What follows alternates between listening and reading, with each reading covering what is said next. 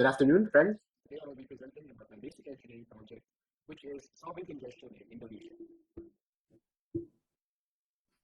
As part of the basic engineering curriculum, the big question for this term is why might visionary leadership cause and or affect transformation? The focus question for this term is how my decision as a visionary leader to revive sustainable development goal can transform the world into a better place. Moving on, the project description for this term is the world was not on track to meet the 17 SDGs before COVID-19 struck, and now the challenge has been magnified many times over, according to a new flagship UN report. And therefore, as engineers, we have to create a block. Ah, shit. Ulang kayo. Electric components.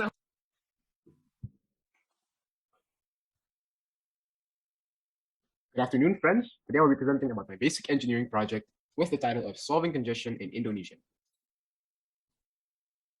Now, as part of this term's curriculum, the big question is why might visionary leadership cause and or affect transformation? And the focus question for this term is, are you solving the right problem?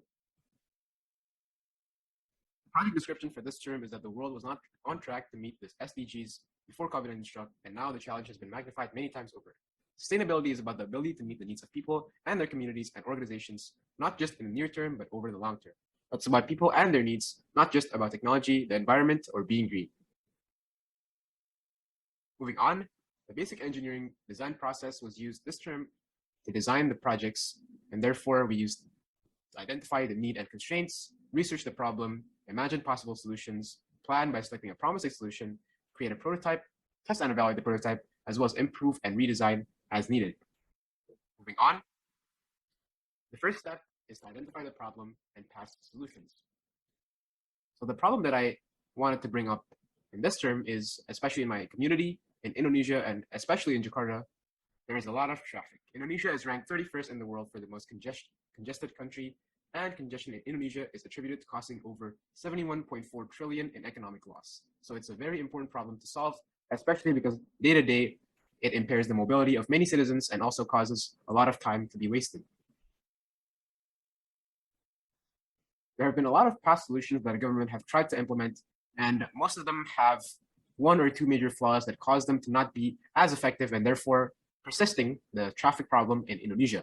The first one is the 3-in-1 in Indonesia, and this has been implemented in many major roads that lead to corporations and also offices. But a major flaw in this 3-in-1 program is the Joki 3-in-1, which is basically a service where some random people pose as passengers to bypass the system. So basically on the side of the road, you can see some random people trying to make a quick buck, and they will board the vehicle and pretend that they're part of this person, even though this person probably rode the vehicle alone. The next one is Ganjil Genap, which is actually still in place today. The major flaw is that many people instead purchase two cars, one with an even plate and one with an odd plate, so that they can use their cars on both days. This is very counterintuitive to the actual problem, which is trying to enforce or encourage people to use major transportation systems, such as the new MRT. So therefore, the past solutions implemented by the government have not been effective. Moving on, these are the proposed solutions that I have designed in order to tackle congestion more effectively. What I've designed is an electronic license plate that is mostly in use in California right now. If we implement this in Indonesia, we can electronically check the current date and whether it is an odd or even date.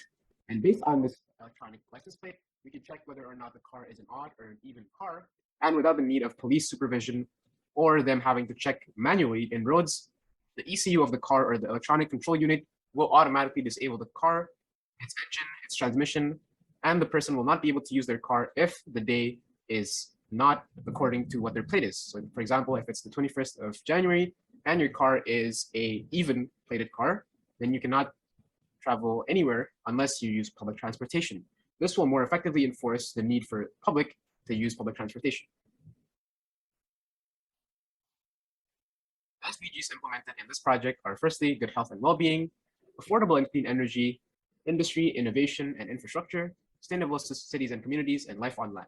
Through this project, the SDGs can be effectively, the SDGs can be effectively implemented, and also the city of Jakarta and Indonesia as a whole can better transform into the 21st century megacities that are free from congestion. That is it for my presentation. Thank you for listening. And are there any questions?